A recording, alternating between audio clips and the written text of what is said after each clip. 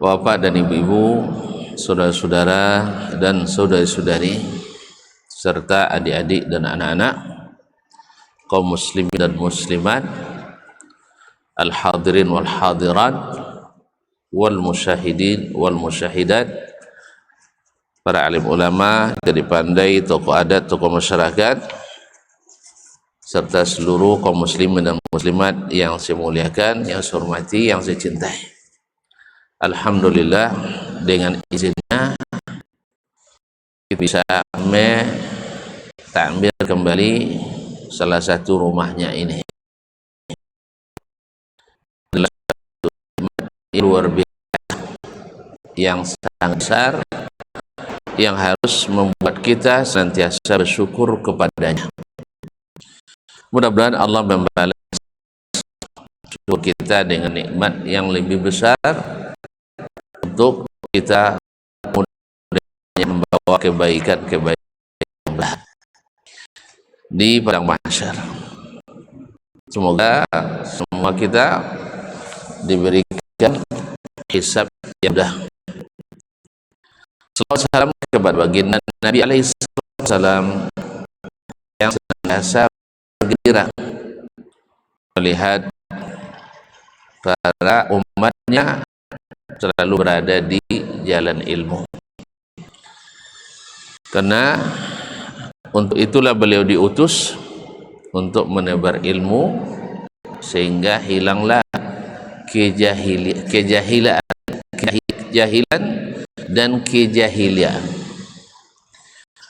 Mudah-mudahan Allah menerangi hati kita dan menguatkan diri kita untuk mengikuti apa yang sudah kita ketahui. Rabbi shrah li sadri wa yassir li amri wahlul 'uqdatam min lisani yafqahu qawli.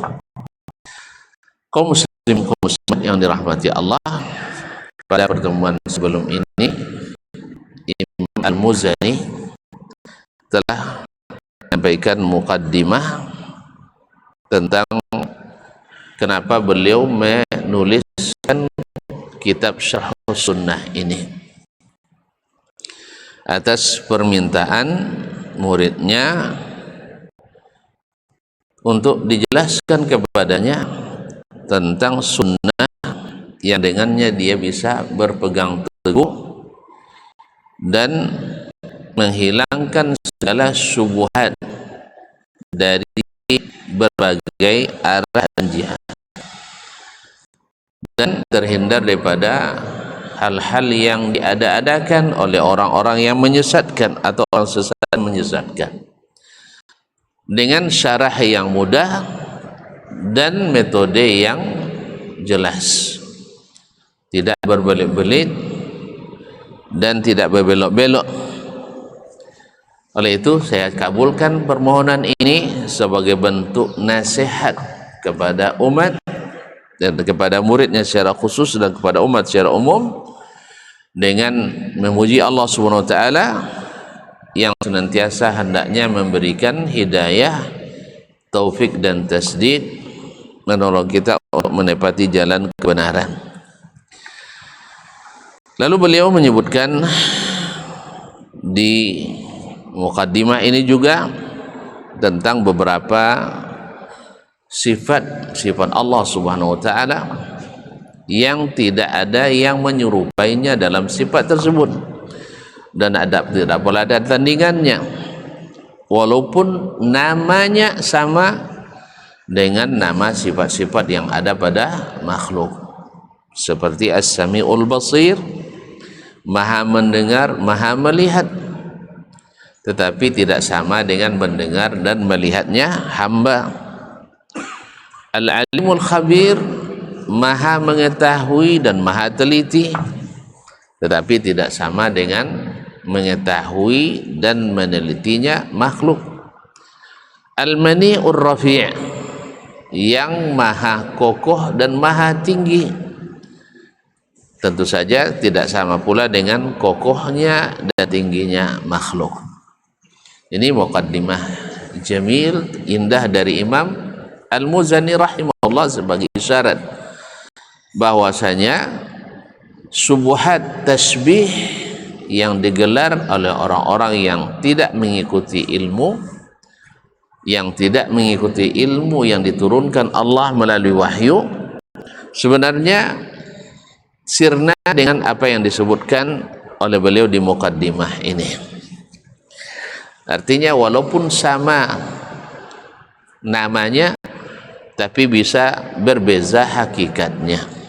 Ilmu, iya. Allah berilmu, na'am. Makhluk berilmu, iya.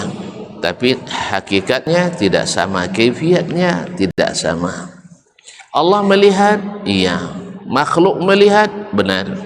Tetapi tidak sama. Nah, inilah yang seharusnya yang diimani. Sangat mudah.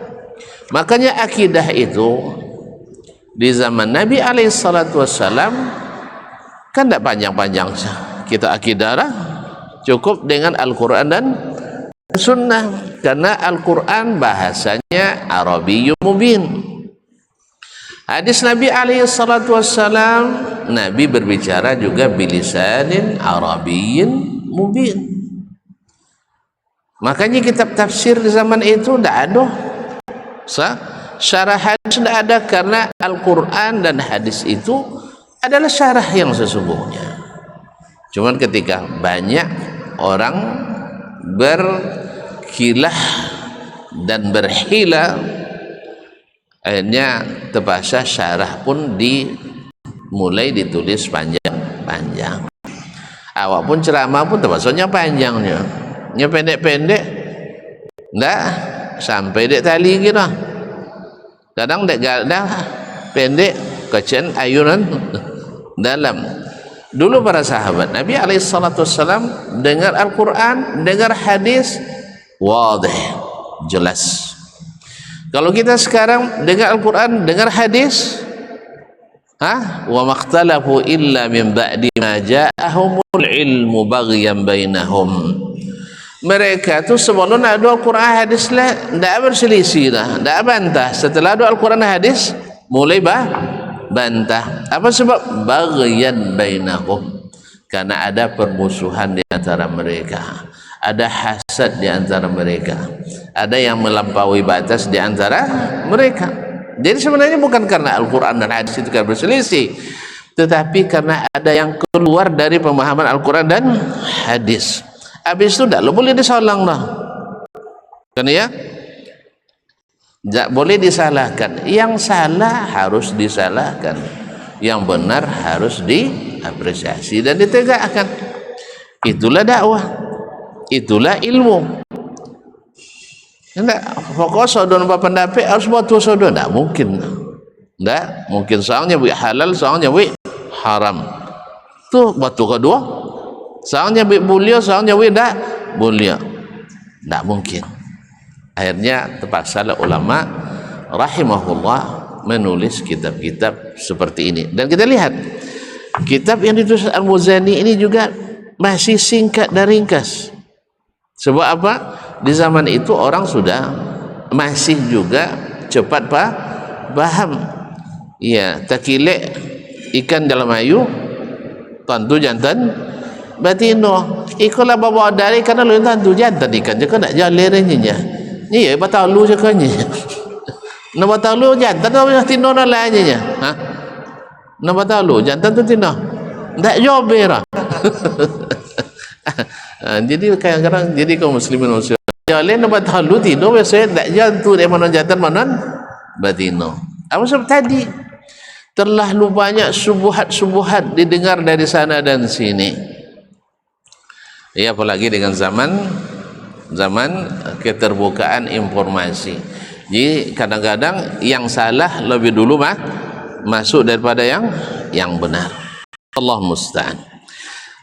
Baiklah kaum muslimin dan muslimat dirahmati Allah, lalu beliau mulai membahas sesuatu yang subhanallah. Jadi ternyata masalah ini bukan masalah hari ini, tapi adalah masalah yang memang dimulai oleh orang-orang yang menyimpang dari dulu lagi sampai kepada masa Imam, atau dimulai dari masa Imam Al-Muzani pun sudah ada.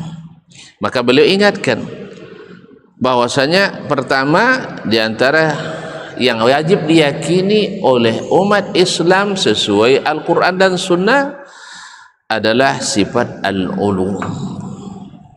Al-ulu maknanya adalah al-irtifa. Al-irtifa maknanya adalah tinggi atau di atas. Tinggi atau di atas.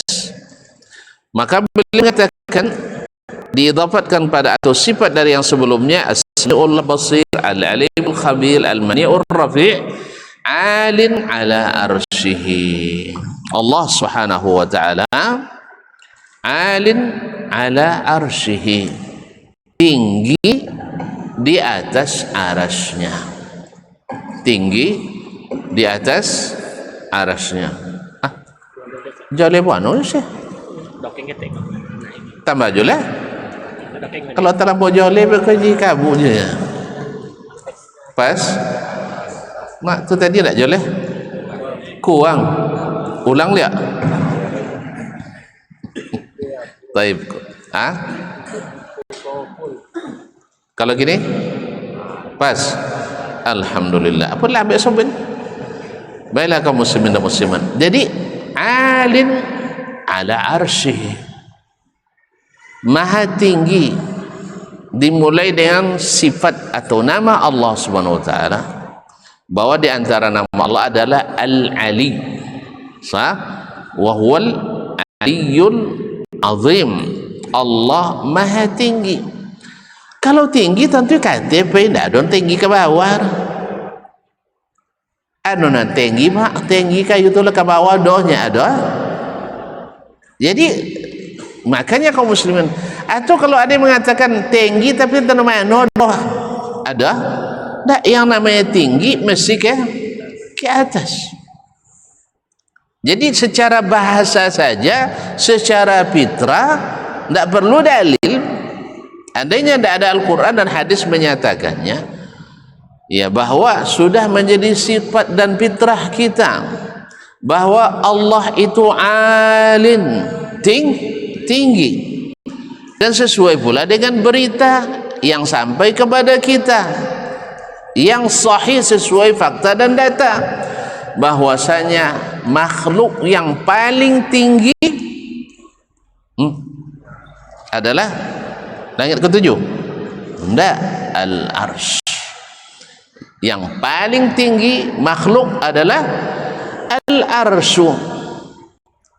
Dan Allah di antara sifatnya al-a'la, lebih paling tinggi, sesuai dengan apa yang dikatakannya ar-rahmanu alal arsyis tawa, antara firmannya sabbihisma rabbikal a'la, bertasbihlah, mensucikan Rabbmu yang maha tinggi, yang paling tinggi.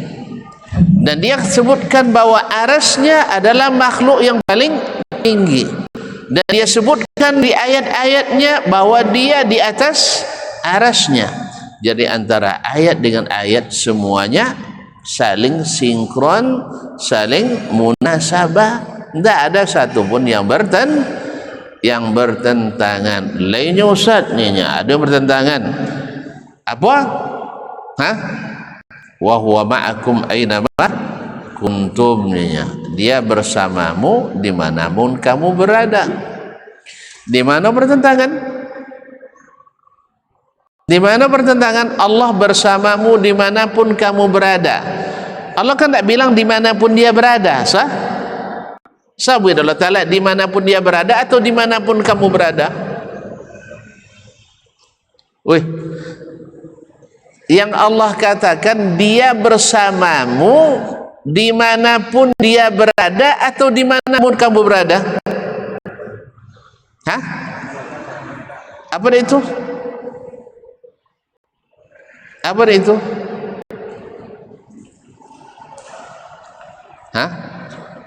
Dimanapun kamu berada, Allah bersamamu. Kenapa? Kamu tuh banyak. Ada orang Amerika, ada orang Polandia, ada orang Israel. Masuk orangnya? Masuk dalam kamu dulu. Masuk, ada orang Iran, ada orang Arab, sah. Jadi supaya jangan terbayang oleh kita, dimanapun kamu berada, dia bersamamu. Artinya kalau wak pergi ke Amerika, hilang wak di mata Allah. Tidak. Jadi tetap bersama kita. Tapi dia di mana? Dia di mana? Tetap di atas. Gitu aja kok repot. Bukankah ketika saya katakan, sah tidak saya mengatakan kemanapun saya berjalan, dari Sabang sampai Merauke, saya selalu bersama matahari, atau matahari selalu bersamaku? Boleh nggak? Bang, sah tidak bahasa saya itu, bahasa Indonesia?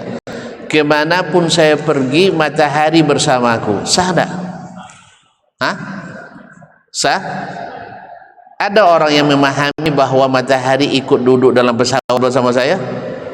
Ada? Ada tak? Apa dia tak? Apa dia tak ada yang memahami seperti itu?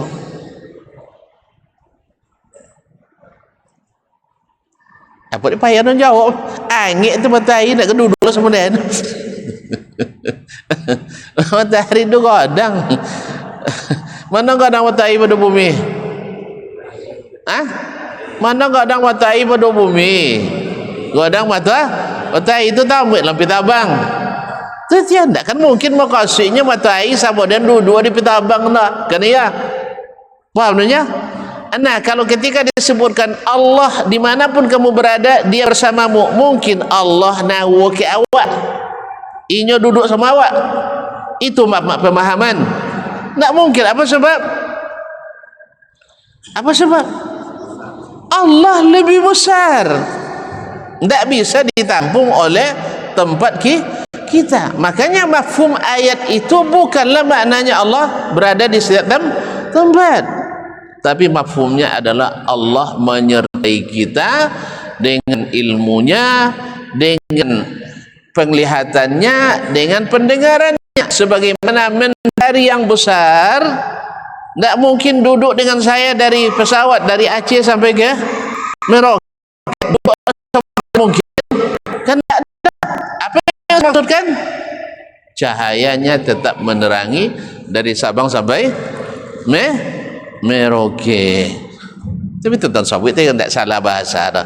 Kecuali tuan-tuan, oh salah dosa, tidak boleh sabit macam itu lah. Sah? Kayak salah tak bahasa saya tadi? Tak salah kan? Betul? Dan tafsirnya betul atau salah? Betul tafsirnya. Kemanapun abang pergi, kau tetap ada di hati. Salah tak bahasanya? Tak pernah sabut. Ilai. Apa maksudnya? Apakah dia ikut dalam hati tuan-tuan? Tak. Orang sudah mafhum dan maklum semua bahwa yang dimaksud adalah cinta kepadamu selalu menyertaiku di hati. Dah maklum orang itu semuanya. Makanya ayat ini, maksudnya ayat aina ma wa huwa ma'akum aina ma kuntum, dimanapun kamu berada Allah bersamamu, pasti maksudnya bukan zat Allah. Sebab orang sudah mafhum bahwasanya tidak mungkin zat Allah ada dalam masjid Al-Ihsan enggak sah? Pasti orang sudah mafhum itu. Makanya Allah katakan Allah di atas arasnya sesuai dengan ayat-ayat, sesuai dengan hadis-hadis, sesuai dengan apa yang ada dalam jiwa kita.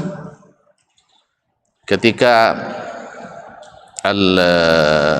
subhanallah, seorang tokoh Mu'tazilah senang berbicara tentang menafikan Allah tidak di atas, tidak di bawah, tidak di tengah, tidak di tepi, tidak di depan, tidak di belakang, tidak di kanan, tidak di kiri.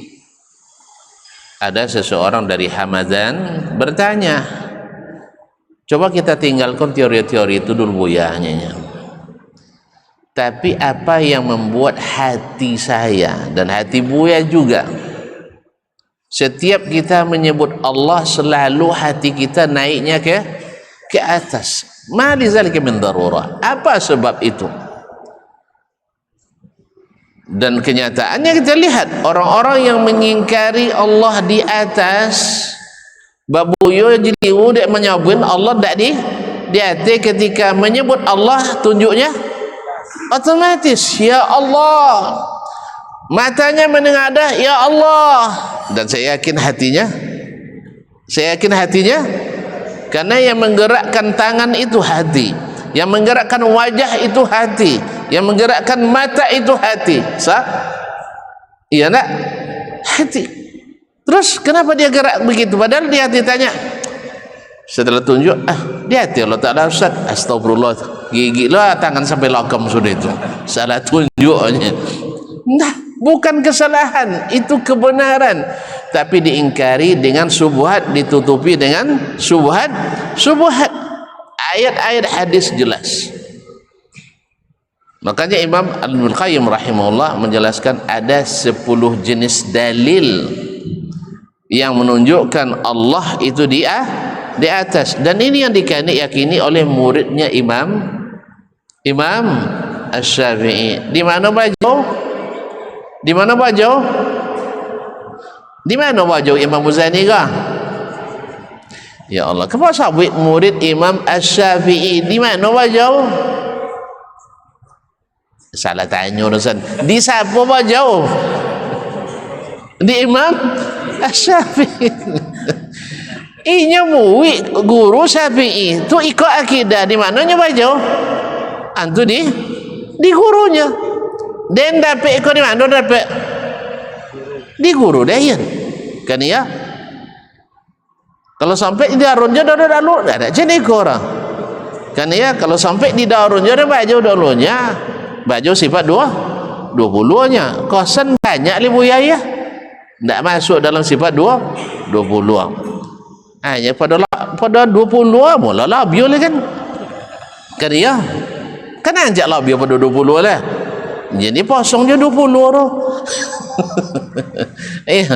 Nya lihat dosa buat Quran sesuai dia hadis sesuai je fitrah sesuai dengan keadaan tu posongnya 20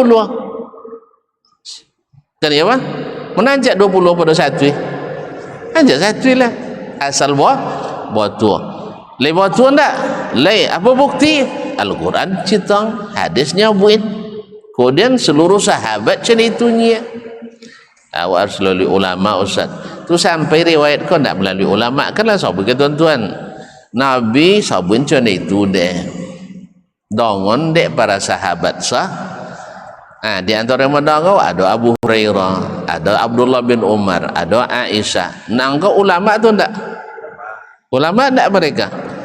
Taib, masing-masing dari ulama sahabat menyampaikan dengan lafaz yang sama kepada ulama-ulama tabi'in.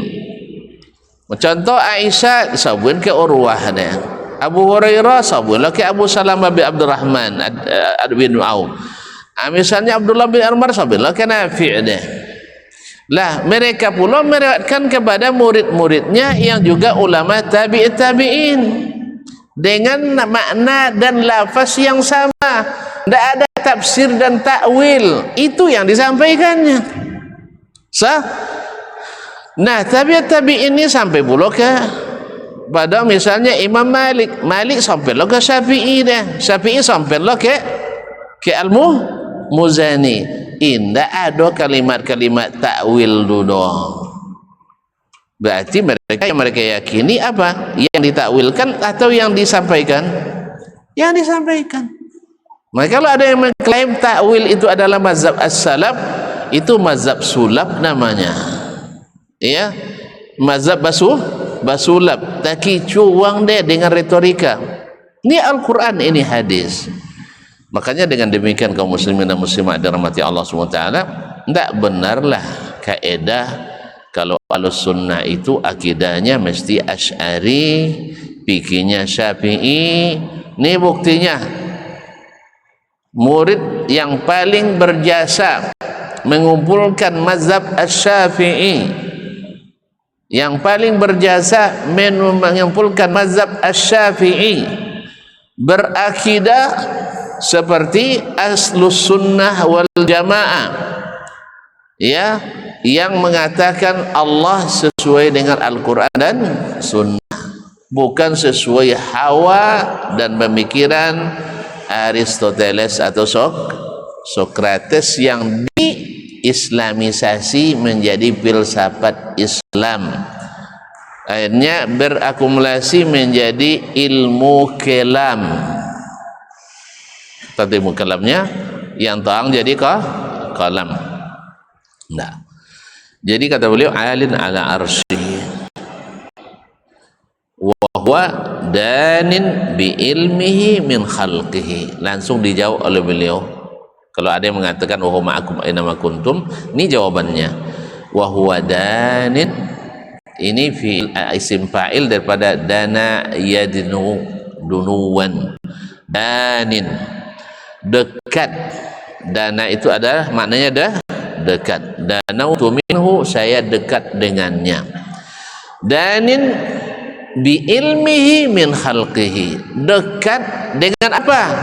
Dengan zatnya? Bukan, dia alal arsh. Tapi dekat dengan hambanya bi ilmihi, dengan ilmunya. Sebagaimana tadi saya katakan, matahari dekat denganku dengan apa? Dengan cahayanya. Sah? Sang kekasihku dekat denganku dengan lupa dengan cintanya. Sekarang dia ada di mana? Di Pekanbaru, tapi dia sekarang ada di sini. Belum 2 jam sudah rindu kembali. Sah? Kemanapun aku pergi, kau tetap bersamaku. Ada dia duduk di sampingku? Enggak. Tapi apa maknanya? Cinta kepadanya tetap mengiringiku mana aku pergi. Itu biasa dalam bahasa. Bahasa manapun itu sahih, sah, dan tidak mesti maknanya dengan zatnya di sini. Gitu aja kok repot. Gitu aja kok payah memahami. Kalaulah bukan karena ilmu-ilmu kelam itu, Masya Allah, terang semua akidah ini. Tinggal apa kata Allah, apa kata Rasulullah Sallallahu Alaihi Wasallam. Cuman datang ilmu tadi yang membuat kita ragu-ragu. Akhirnya awalnya ragu, ujungnya bimbang. Akhirnya yang pandai hanya menafikan, menolak. Kalau orang yang hebat itu kan menafikan dan menolak. Sebab kaidah mengatakan al-muthbit muqaddamun 'alan nafi. Yang menerima, yang menetapkan didahulukan daripada yang menafikan. Sebab yang menafikan semuanya orang ragu. Sedangkan orang yang menetapkan orang berilmu. Kena ya? Ile tolaknya jinya. Itu agu dan jelenya, uang jelenya. Tapi kalau yang berilmu siap laksanakan. Sebab dia punya kemampuan. Ya. Ile tolak bini duanya nya. Gaji tak cukup kan? Tak yakin lah. Orang tak yakin manula. Tapi cuba tahu saja. Asal tak tahu jadi belakang. Enam. Siap laksanakan. Apanya? Inya lah tetok sodor. Sampai makan uang bisa deh, apalagi sampai makan. Woi, sampai makan uang bisa deh. Ikut buat tu sampai orang makan kan? Ada lagi bayi makan bini. Makanya kalau inya tak geleng dah, nganggu ah. Makanya seluruh orang menggelengnya jokinya ndaknya. Nikah ndak juarnya itu ndak uang bagak dodo uang pengacui. Ya penganyi de ada ulik ganyanya. Sah kali ngono tendanya kan dia pula penobe dia kayak kono lo kaki dia punya kan dia sianinya. Itu ngaputihnya dah isa ngopo juga. Sodo itulah dia apa bukan dia baga, bukan dia hebat, tapi dia ragu. Maka semua orang yang menafikan sifat Allah adalah orang peragu. Kan alasan beko kalau sabi Allah dia sama makhluk. Kan itu benda. Oh sabi Allah dia tapi tidak coba awak dia selesai. Allah punya wajah tapi tidak seperti wajah kita makhluknya, selesai.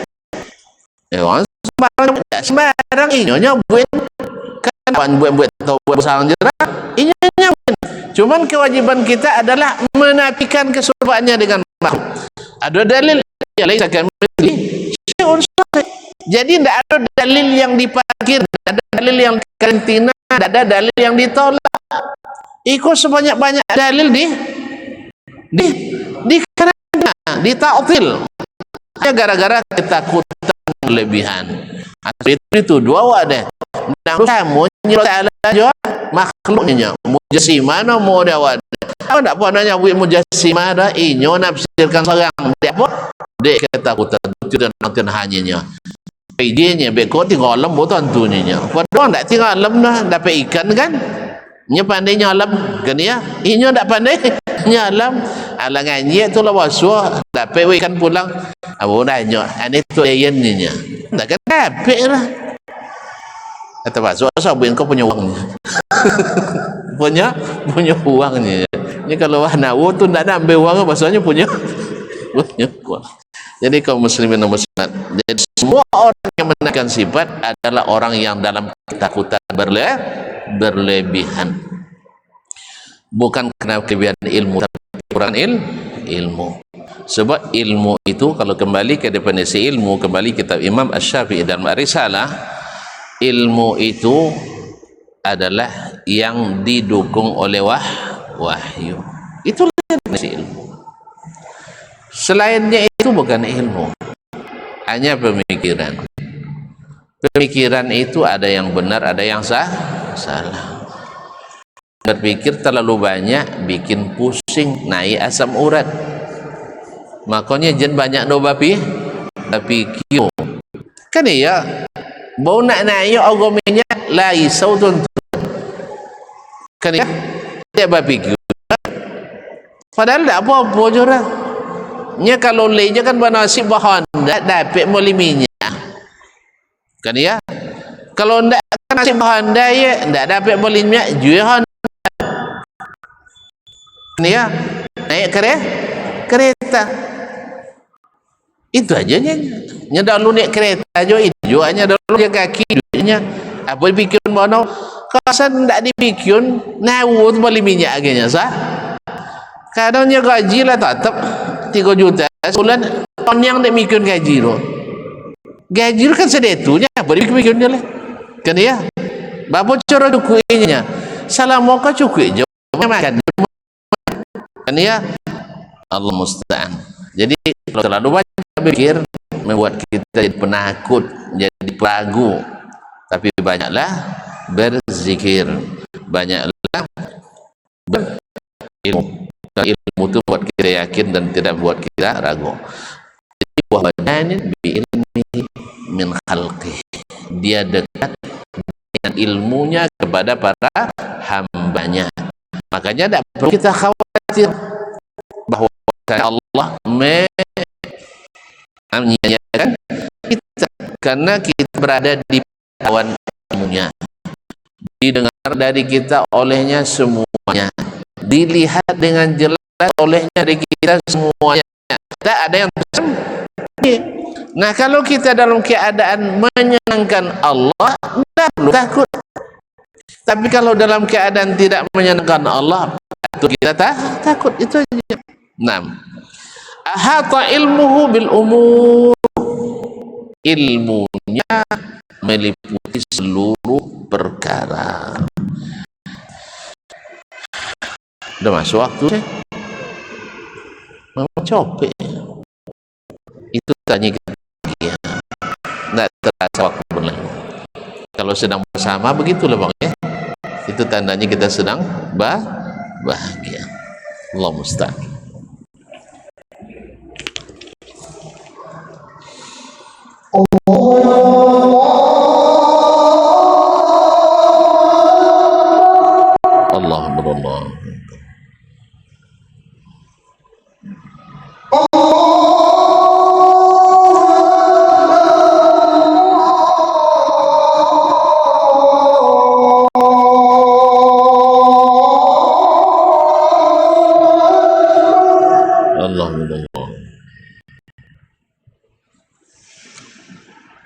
أشهد أن لا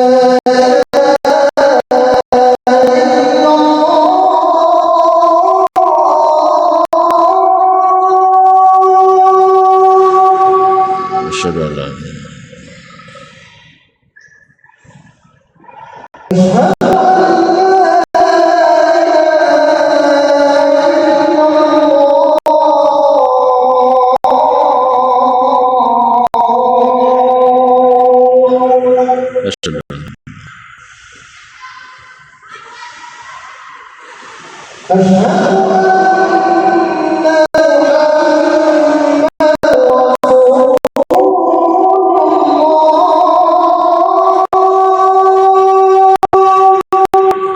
أشهد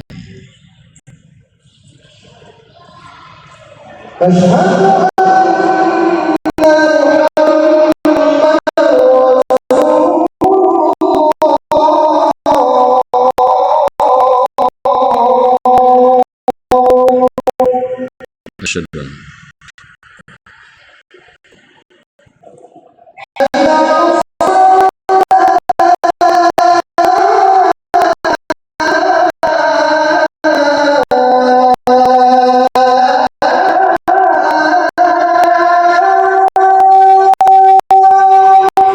لا حول ولا قوة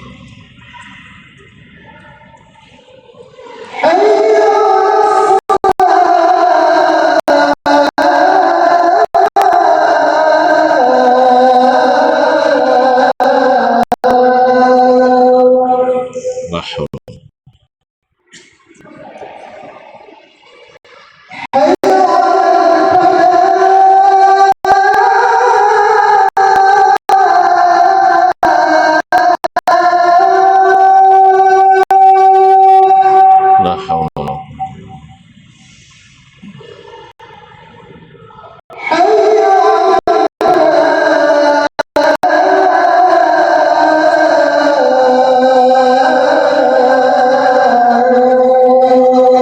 لا حول ولا قوة إلا بالله الله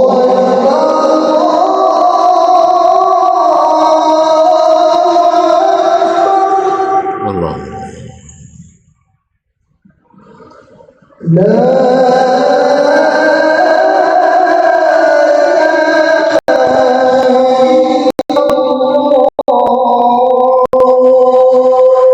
وأنا أشهد أن لا إله إلا الله اللهم رب هذه الدعوة التامة والصلاة القائمة بالله رب العالمين. Baik kaum muslimin dan muslimat dirahmati Allah SWT. Jadi yang diucapkan oleh Al-Muzani ini bukan dia sendiri, di antara para ulama seperti yang disebutkan oleh Muhaqqiqul Kitab Jamal Az-Zun hafizahullah, bahwa ini di sebelumnya ada Ibnu Abi Zaid Al-Qirawani dalam risalahnya, risalah Ibnu Abi Zaid. Demikian juga dikatakan oleh atau dinukil oleh Imam Az-Zahabi rahimahullah dari Abu Ja'far Ibn Abi Syaibah, Abu Sa'id Ad-Darimi, kemudian Ibnu Abdul Bar, kemudian Abu Nasr Al-Wa'il As-Sijzi dan Abul Iban, Ibnu Abdul Bar, Wahid bin Thabit At-Tarqi, wa Syekh Abdul Qadir Al-Jili, kemudian Al-Mufti Abdul Aziz Al-Qahaiti wa Ta'ifah. Kenapa? Karena walaupun sebenarnya ini bagi ahlu sunnah tidak perlu, tapi karena mereka orang-orang yang ahli subuhat mengatakan memahami dari ayat wa huwa ma kuntum itu dengan zat, maka perlulah para ulama menjelaskan bahwa Allah bersamamu bukan dengan zatnya, tetapi dengan ilmunya. Sebab zat Allah di atas arsy, di atas arasy-Nya, mustawin ala arsyihi, sedangkan ilmunya sampai kepada kita. Yang lebih parahnya lagi adalah ada yang meyakini Allah ada dalam hatinya.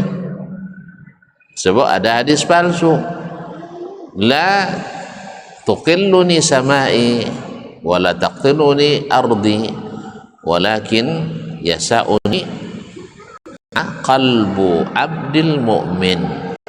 Langitku tak cukup menampungku, bumi tak bisa aku tempati, tapi aku bisa tinggal di dalam hati hambaku yang beriman. Ini hululiyah, na'udzubillah. Jadi kalau banyak hambanya yang beriman, berarti ramai Allah jadinya. Padahal mereka mengatakan Allah tak bertempat, tapi dalam hati ada. Kecuali maknanya adalah rahmat Allah dalam hati. Ya, kalau gitu semuanya kita mengatakan bahwa rahmat Allah itu ada dalam semua kita. Tapi makanya ini diperlukan bahasa-bahasa ini. Allah alin bizatihi. Allah dengan zatnya tinggi di atas arasy. Tapi danin min khalqihi bi ilmihi, dekat kepada hamba dan makhluknya dengan ilmunya. Nah, ahata ilmuhu bil umur kulliha. Ilmunya meliputi segala perkara tanpa batas, sampai yang ada, yang belum ada, dan yang tidak ada, kalau ada seperti apa adanya. Itu sudah ada dalam ilmu Allah Subhanahu wa ta'ala. Berbeda nanti dengan keyakinan orang-orang Qadariyah, orang-orang Syiah yang mengatakan Allah enggak tahu sesuatu sebelum terjadi. Alasan Allah dengan makhluk. Jadi nanti pada pembahasan setelah ini akan disampaikan oleh Imam Al-Muzani rahimahullah. Wa anfadha fi khalqi sabiqal maqdur, dan Allah melaksanakan semua yang telah ditakdirkannya di azali dulu, sebelum diciptakannya langit dan bumi semana 50.000 tahun. Itu yang Allah laksanakan. Allah dengan qada'nya, Allah lakukan apa yang sudah dia takdirkan di dalam dalam Al-Lauhul Mahfuz, yang dituliskan dalam Al-Lauhul Mahfuz. Makanya dalam hadis kan disebutkan ketika awwalu ma khalaqallahu al-qalam, yang pertama diciptakan Allah adalah pena. Wa qala la uktub, ayat tulis. Qala madza aktub, apa yang aku tulis? Qala uktub kullama yakun ila qiyamis saah, tuliskan semua yang akan terjadi sampai hari kiamat. Nah, yang terjadi ini sekaligus semua kan tidak, berangsur. Jadi tidak sekaligus, berarti Allah Subhanahu wa ta'ala qada'nya berlaku sepanjang masa, takdirnya dulu di azali, kemudian ada takdir tahunan di malam Lailatul Qadar, ada takdir pekanan, dan ada takdir setiap hari seperti yang dikatakan atau dibahas oleh para ulama kita. Nah, Allah SWT dengan ilmunya tidak ada yang luput daripadanya, dan ada yang luput daripada waqad ahata bi kulli syai'in ilma. Allah ilmunya meliputi segala sesuatu. Ya'lamu kha'inatal a'yun wa ma tukhfis sudur. Allah mengetahui pandangan mata-mata yang khianat dan apapun yang disembunyikan orang dalam dada atau dalam hati mereka. Jadi rahasia, tidak ada yang rahasia di sisi Allah. Allah ya'lamu sirra wa akhfa. Allah mengetahui rahasia dan yang lebih tersembunyi dari rahasia. Nah, ada yang lebih sembunyi dari rahasia, Bang? Ada. Masa tidak? Allah yang bilang, Allah mengetahui yang rahasia dan yang lebih tersembunyi dari rahasia. Apa itu yang lebih tersembunyi dari rahasia? Tidak ada tahu ya. Rahasia itu ada minimal satu makhluk yang mengetahuinya. Allah yang kedua, sah?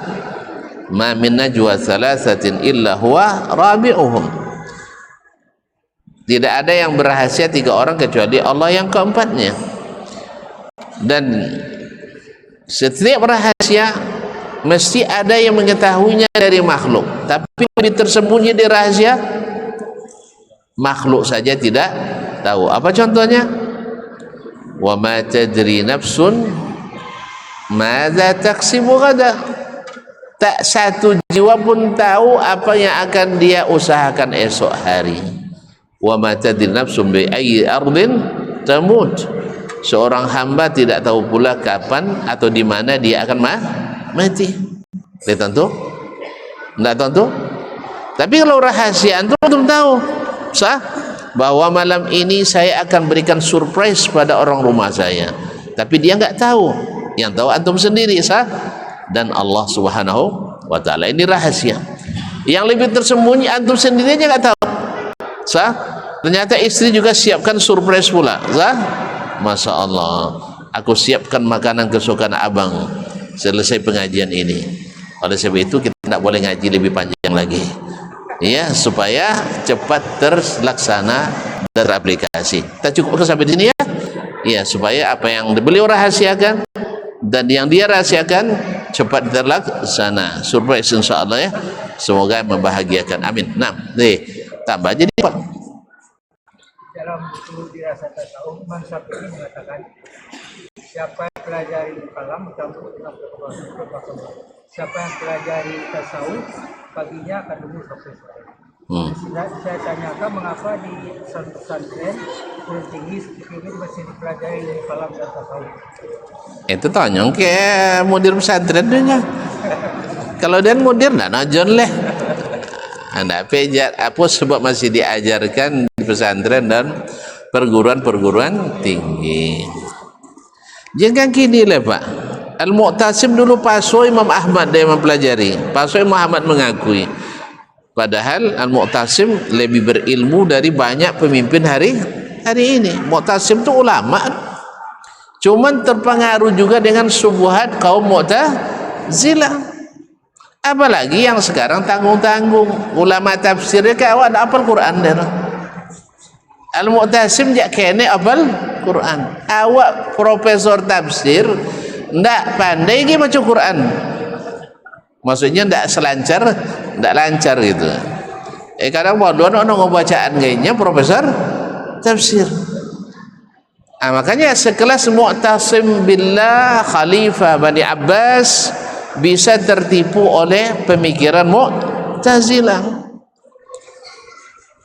Maka jangan heran kalau seandainya hari ini banyak sarjana-sarjana kita yang tertipu oleh pemikiran-pemikiran, karena yang mereka miliki latar belakang pendidikannya selalu dibangun di atas pemikiran, jarang yang di atas ilmu. So kalau seandainya ilmu yang dikedepankan harus disyaratkan Anda baru jadi bisa ulama sarjana tafsir dengan syarat hafiz Quran minimal 30 juz. Minimal harus hafiz Quran 30 juz. Kalau enggak nanti itulah jadinya tafsirnya ibarat orang nak bikin brownies yang ada tepung, telur dengan bawang perai. Minyak goreng tinggi kalau KL, akhirnya bakwan jadi. Nya nak buat brownies tapi bahan tak cukup. Akhirnya jadi bakwan. Sudah itu dibungkui deh brownies. Ogo brownies tapi dalam bakwan. Atau komplain. Iko tak jujur kalian nya. Bungkui brownies. Isinya bakwan bantat loh. Jadi kaum muslimin muslimat dirahmati Allah. Jadi mohon maaf, jadi kita memang dari sisi keilmuan sangat-sangat ketinggalan. Ya. Saya kalau boleh pengalaman saya belajar di Madinah, Pak. Kawan-kawan saya seangkatan itu rata-rata habis 30 juz masuknya. Awak modal tamat darun waktu itu 3 juz setengahnya. Kumpul tang di hati, kumpul tang bawah. Ambil lo ngatong lagi kan. Ayolah masuk Yasin, masuk Sajadah, masuk Luqman, masuk Ahzab, ya, Al-Baqarah. Itu dia modalnya. Kawan sodo dari seluruh dunia apal 30 juz. Baca tolong tentang tafsir lain. Awak dulu lah baca tafsir Jalalain kan. Ambil siko sekene, ambil siko sekene. Kosan kawan At-Tabari lah tamat lo deh. Awak Jalalain sajilidnya kan. Tabari 24 jilid tamat deh. Coba coro dong. Tanya lo masalah hadis. Awak arba'in belok-belok di Jawahir Bukhari. Jawab muhtar lah hadis. Jawab kan tak lo sodor dah. Bah pilih-pilih lah. Inya kutubus sita lah tamat dia je guru. Tapi dia Allah Ta'ala dia tolong ada Allah dilele banyak orang kalah doanya di ujian, ya, yes ya. Dari 120 masuk je masih ukuran belasan bukan urutannya. Walaupun 20 ribu buat pelajari, masuk je ranking-ranking 3 boleh, ranking 10 kan, lumayan lah kan dari 120 kan apa itu lah. Nah, jelas ya. Ini modal contoh tadi dia. Tapi untung dia tidak beronis jadi bakwan. Itu kan bakojo. Itulah jasa buya Darun ambot praktekkan di Madinah. Muzakarat ya tiap malam. Jadi pelajaran pagi di Murajaah sudah so. Resolusi Murajaah bangkit Masjid Nabawi belajar hadis. Dah. Selesai dari Masjid Nabawi pulang sudah Isya, makan sudah itu muzakarah je kawan-kawan. Sampai lo jam 2 oleh. Cuma tak contoh di Darun dulu kan sampai bambun buat dia kan. Jadi lapangan kalau dia dalam musajinya. Itu aja bezanya. Ada lu kalau litak boleh sampai lolok litak. Kini kalau litak bisa mah. Itu aja bezanya. Jadi kaum muslimin muslimat dirahmati Allah. Alhamdulillah itulah cara mengojo ketertinggalan. Awak di semester pertama telah ambil lo 2 tahun 2 bulan. Orang lah belajar 2 bulan awak bawa tiba. Poso doang masuk jurusan bahasa ndaknya dan dia nak masuk hadis. Ndak lulus dah. Lainnya dan. Kalau ndak lulus pulangnya ke mana? Ke amangnya. Pulang ke amang dapur ini. Kalau enggak mau uang pulang dak amun. Alhamdulillah. Alhamdulillah lain ndak pulang nah. Kecuali selesai doktor dengan izin Allah Subhanahu wa taala. Ya saya. Jadi Pak ya, dimaklumi aja Pak ya. Nah, jadi tidak bisa dihilangkan loh, karena itu dianggap bagian tak terpisahkan dari keilmuan Islam, khususnya di mata para pengambil kebijakan. Kita lah yang pandai-pandai lagi, ya, untuk mempelajari mana yang murni, mana yang tidak murni kita upayakan untuk menyortirnya, meninggalkannya. Termasuklah kajian-kajian di masjid-masjid, di surau-surau, di musalla-musalla, dan bersama para masyayikh dan ustadz kita yang lurus akidahnya dan ikhlas dalam menyampaikan ilmu. Wallahu ta'ala alam wa sallallahu ala nabiyyina Muhammad wasallam. Mohon maaf dan terima kasih. Wabillahi taufiq wal hidayah. Wassalamualaikum warahmatullahi wabarakatuh.